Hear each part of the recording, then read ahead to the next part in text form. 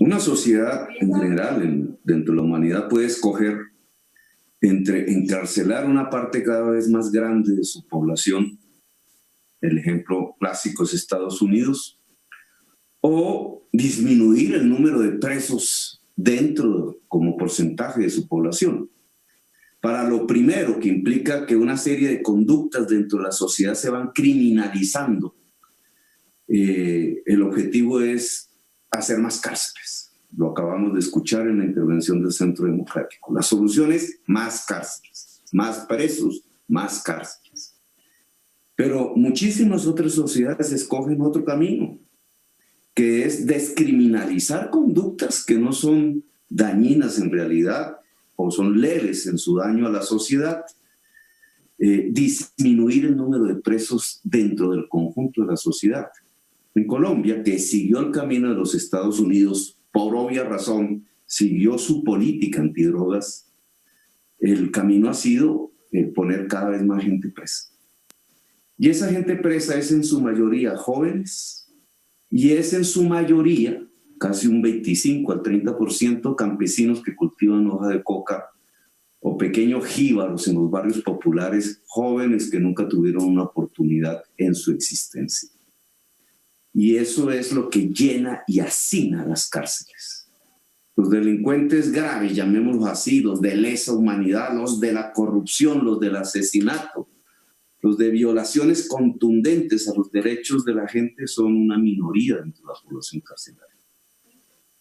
Ahora, escogido el camino de más presos, más cárceles, Colombia también construyó su política carcelaria no como un instrumento de rehabilitación, sino básicamente como un instrumento de castigo. Es la venganza de la sociedad, la venganza sobre todo del Estado contra una parte de la población. Eso es lo que ha sucedido en la política carcelaria de Colombia. Ahora bien, ¿qué pasa entonces respecto al virus? Vista la política carcelaria como una política de castigo, lo que tenemos hoy es que cuando los presos, ante el miedo del virus, entran a protestar en las cárceles de Colombia, la respuesta es la masacre. Claro, acostumbrados a que el que está en la cárcel debe ser castigado, acostumbrados a tener gobiernos que han visto matar su población o la han matado indolentemente, 200.000 asesinatos en Colombia, pues era muy altamente probable que vieran también dejar matar la población carcelaria o matarla. Ante la protesta de la población carcelaria en la cárcel Modelo, 24 muertos. Que yo no creo, y las fotos así no lo demuestran, era un intento de fuga, era simplemente una gente desesperada, hacinada, sabiendo que podían morir si el virus entraba, pidiéndole al gobierno y al Estado una política para protegerlos, que no hubo. La respuesta fue el disparo y la masacre.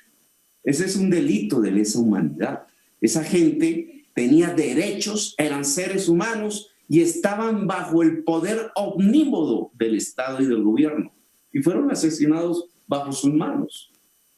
Después de esa masacre, entonces viene pues el virus propiamente dicho.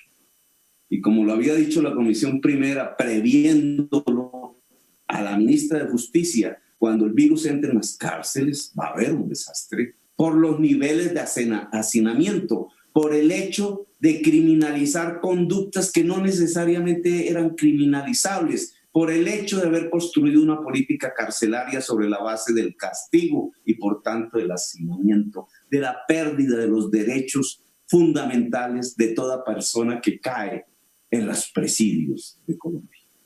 Pues bueno, el virus entró y efectivamente hubo un desastre. Primero en Villavicencio. Ahora, lo que hoy nos corresponde analizar, decidir, plantear es si el riesgo de enfermar por el virus está aumentando en Colombia. Si respecto a aquel ya antiguo debate de la Comisión Primera hace mes y medio, 2 meses, Si el riesgo de aquel entonces era mínimo y se produjo el desastre de Villavicencio, ¿qué sucede cuando el riesgo viene aumentando para toda la población colombiana? Hoy tenemos 24.000 enfermos confirmados y 800 muertos. Pues que el hacinamiento cada vez es un riesgo mayor aún que en aquel momento de los hechos de la masacre en la cárcel de La Mujer. Hoy hay más riesgo para la población carcelaria. ¿Cuál es el tratamiento? Pues el tradicional, el que da el gobierno, más cárcel. Y entonces tenemos toda esta larga cadena de funcionarios hablando de cómo proteger a una población hacinada en medio de un virus cuyo factor de mortalidad se mueve es precisamente de una manera mayor si hay hacinamiento.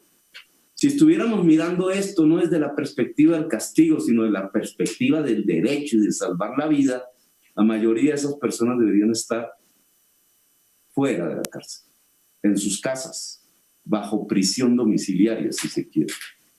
No 4.000, como nos anuncian, de 185.000 personas. Por lo menos 120.000 personas deberían haber salido, comenzando por todos los campesinos cultivadores de hoja de coca que en realidad no han cometido un crimen, sino que han tenido que recurrir a eso por la falta de la oportunidad social en regiones absolutamente dejadas del Estado en todo el territorio nacional. Los jóvenes populares que por no tener un acceso a una universidad terminaron traficando en pequeñas cantidades con drogas, esa gente ya debería estar fuera. Claro, si viéramos la política carcelaria como una rehabilitación, pues el primer principio de la rehabilitación es resguardar la vida, que un Estado ayude a...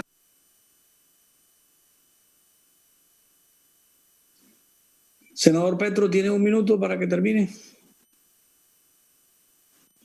Que un Estado ayude a cuidarle a la vida a sus ciudadanos, así esos ciudadanos hayan cometido delitos o estén sindicados de cometerlos. Hoy lo que deberíamos estar discutiendo es en qué porcentaje se puede aumentar la liberación de presos de las cárceles de Colombia para salvarles su existencia, que no podría ser 4.000 de 185.000, es decir, una especie de 2% de la población carcelaria. Eso no sirve para disminuir el hacinamiento. Para disminuir el hacinamiento tenemos que hablar de porcentajes del 50% hacia arriba de la población carcelaria. Y eso es lo que desde una Colombia Humana le exigimos a un fiscal que quiso condenar a los presos a la violencia, al hacinamiento y por tanto al riesgo de la muerte del COVID. Y a un gobierno que debería tomar las medidas conducentes, no para ponerle los tapabocas. Senador, tiene 30 segundos para que termine, que no se le escuchó lo último. Por favor, sonido, ingeniero, 30 segundos.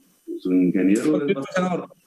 ingeniero es bastante censurador, pero bueno, no es para ponerle simplemente las tapabocas a la población carcelaria ya hacinada, sino es para liberar población carcelaria para resguardarle su existencia. Gracias, señor presidente. Simplemente voy a señalar algunos aspectos que considero muy preocupantes de la intervención tanto de la ministra como del director del IMPEC, porque veo que son una expresión de la estrategia general del gobierno, que para resumirlo es fundamentalmente descargar sobre las autoridades locales y sobre los alcaldes la responsabilidad de las decisiones que se toman o de las que no se han tomado o de las que se tomaron a destiempo.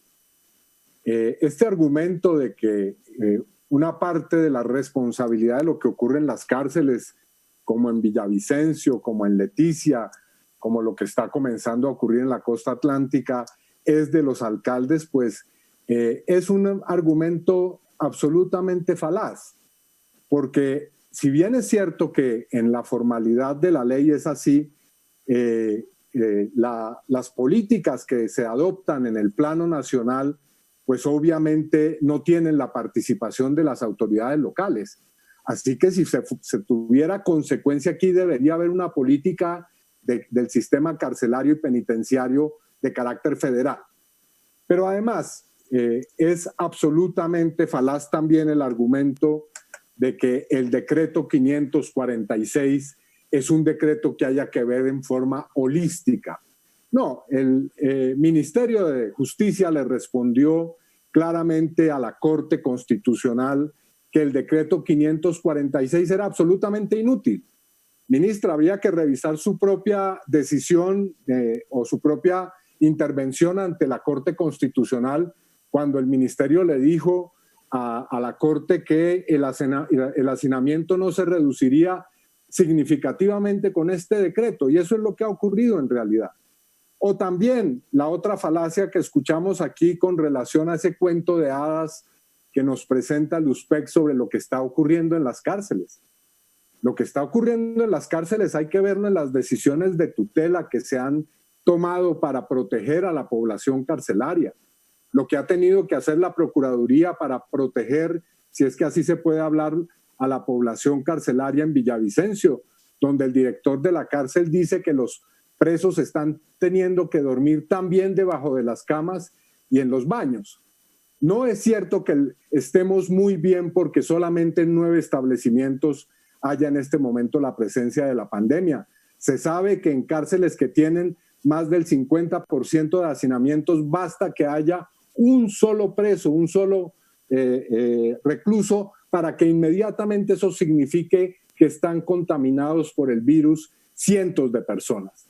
Así que lo que nos presenta aquí el gobierno no es más que su estrategia para librarse de la responsabilidad de los graves problemas que están ocurriendo y darle toda la responsabilidad o asignarle toda la responsabilidad a los alcaldes del país y por otra parte intentar minimizar lo que es una gravísima crisis estructural y que se muestra en este caso como una crisis letal en muchos establecimientos.